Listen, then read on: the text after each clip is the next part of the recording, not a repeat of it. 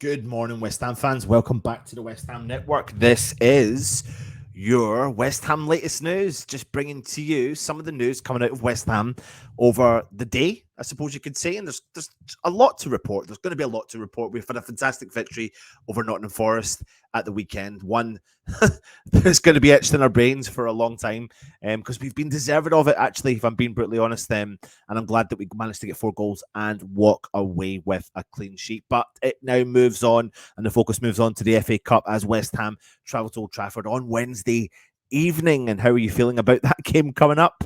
I don't know how many times it is we've pulled Manchester United out of the hat over the past couple of seasons, but it's just getting a little bit boring now, isn't it? You know, you're looking for something a little bit different, but I am going to get started very quickly because it's short, sharp, straight to the point, and we're going to give you a little bit of injury update as well. So first up is about this man here, Lucas Fabianski, and it's looking likely that this might be a little bit of a bad injury that he's taken. Now, we all saw the collision that Fabianski had against against Nottingham Forest, and he came off in the second half. That led to Alfonso Areola replacing the ex-Polish international goalkeeper, and you can see quite clearly from his eye how bad it was. And to be honest, I remember at the time thinking that actually, the reason why they were taking so long was because it looked like his eye socket looked like it was the problem. It looked like that would be the problem. So we're probably going to hear a little bit more on this, but I can't see how he will be fit enough for the Manchester United game, especially because it was a head blow and or the Brighton game. So this is something that they haven't been reported on and how long he will be potentially out for, but I just can't see him being available for the next couple of games minimum, but I wouldn't be surprised if there's a more damage done to that area, which is and will be a concern. However, what it does do is it potentially catapults Areola into the shot stopper position. He came into the equation for West Ham against Nottingham Forest, and he performed really well. He didn't have a long time to prove himself, but he did make a fantastic save in the second half. And the difference between him and Fabianski is he's very quick on his feet. He's quick with his distribution as well. So this is his chance, and he's going to have to take it with those two hands that he's got pointing at you right there.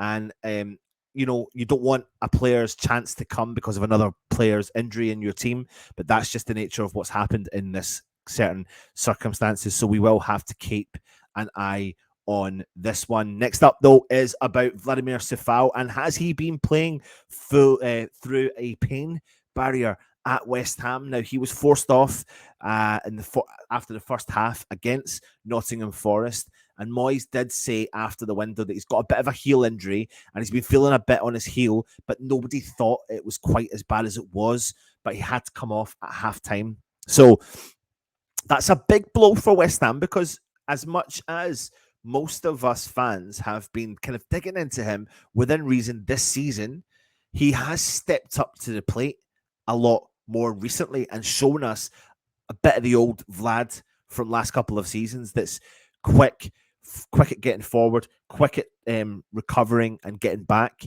I always go back to the game earlier in the season when we played Everton, when we got beat at Goodison Park, and Jared Bowen had to cover so much ground because Vladimir Coufal lost the ball so many times. And do you know what? Fair play to Vladimir, because he's came back and he's proven many people wrong once again, as many players do at West Ham, because he has had a run of consistency in the team and he's performed reasonably well. But what this does now is give other players a chance to get their shot in the team.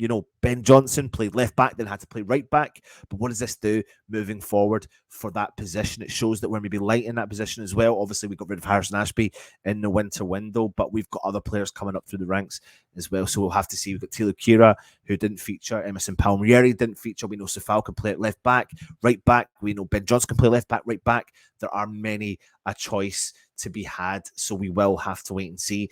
Another one, Max Corney was and is back in full training with West Ham. He didn't feature for us against Nottingham Forest, at the weekend, and he didn't make the squad.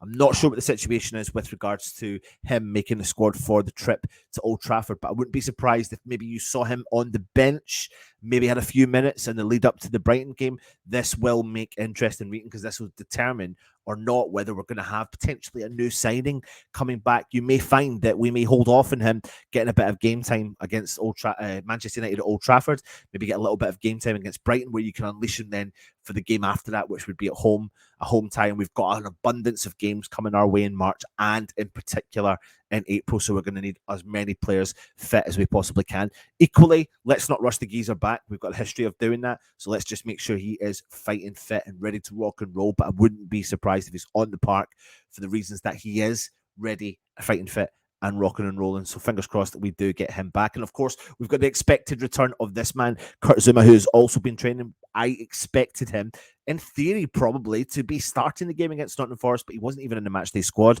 So I wouldn't be surprised if you saw a little bit of matchday squad at Old Trafford. Maybe not a starting berth, but you will have to tune in for our predicted 11 for that particular show as well. So keep your eyes obviously open for the situation with regards to our injuries. Now, later on, I'll be bringing you the press conference that's coming from David Moyes. So keep your eye on the channel. We'll bring that to you and update that to you as well in association with the guys over at Football London. We'll be bringing you a clip from Jonty, who, of course, goes to the press conferences as well. He'll be giving you a little bit of an insight even more later on about what was said in the press conference. Next up, though, is this man. He's sending a message. He is sending a bloody message again. This time, he played for the under-21s, and they got a valuable 3 points that they have been desperately needing for, and they made it 6 wins in the last 8 matches in the Premier League, 2 against Brighton at the Rush Green Stadium. Kamari Swire's 6th goal of the season, and a brace from Divine Mubama. It was a goalless first half, which would follows, and then it followed Swire's opener early in the second half. Smart finish on the turn inside the area, showing his pedigree in the box. A really clever player Swire is, before Mubama netted with a cool shot that lifted over lifted over the keeper as well. They did pull one back through one of the players, but Mubama on a 1-to-1 against the goalkeeper had no doubts about it, put the ball in the back of the net before they did score a second really late on. But West Ham walked away 3-2 winners. Now, nobody is doubting this geezer here. Looks like he's a talented young lad. He has been on fire this season. Before the game today, I was going to say 17 goals. He's got 19 goals to his name for this season already between the 18s and the 21s. The guy is going from the 18s to the 21s to the first team squad hangout, and the guy looks like he's got such potential. I can't remember a striker being so relentless and so consistent in goal scoring, let alone scoring at all different levels for West Ham. So this is an exciting prospect for us. So you've got to keep your eyes on this guy. This is the one I'm excited about now.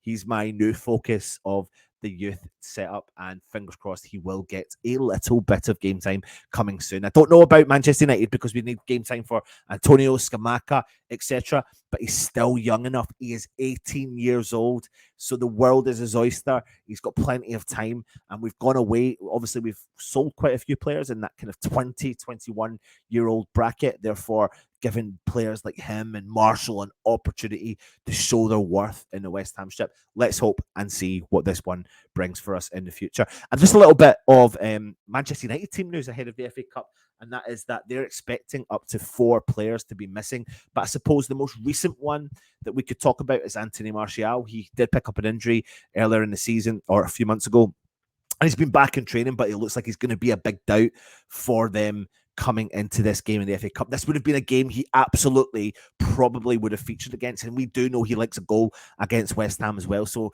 that's not the world's worst thing to happen for West Ham to not have Anthony Martial available, but we cannot doubt whatever team Manchester United put out against West Ham because they have got a strong squad. They've just come off the back of a Carabao Cup win. They apparently didn't celebrate the win because they're trying to take the season as serious as they possibly can, so we need to just make sure that we don't take our eyes off the ball for this one, because we will want consistency, we will want motivation, and there's an opportunity to go reasonably far in a domestic cup, and that's what we want as West Ham fans. I ask it every single time we do these shows. What do you want? Do you want a cup? Would you accept just finishing above the relegation zone and walking away with a cup? Get through the Man United game? Got a good chance there. Round of 16, good chance of the Europa Conference League, good chance there. Survival in the Premier League, that's what we need as well. That would end up, survival and a cup would end up being a successful season in my head.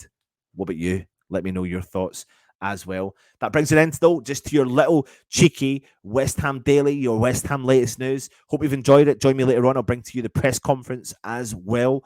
You'll get as much team news and information as you possibly can coming out of that, so make sure you do join us for it. But as per usual, if you're new around here, subscribe to the channel. Please hit that subscribe button, hit the thumbs up if you're enjoying the content, leave a comment, give us your honest feedback. We do massively appreciate it. Hope you've enjoyed the show. Take it easy, everyone, and of course, come on, you Irons.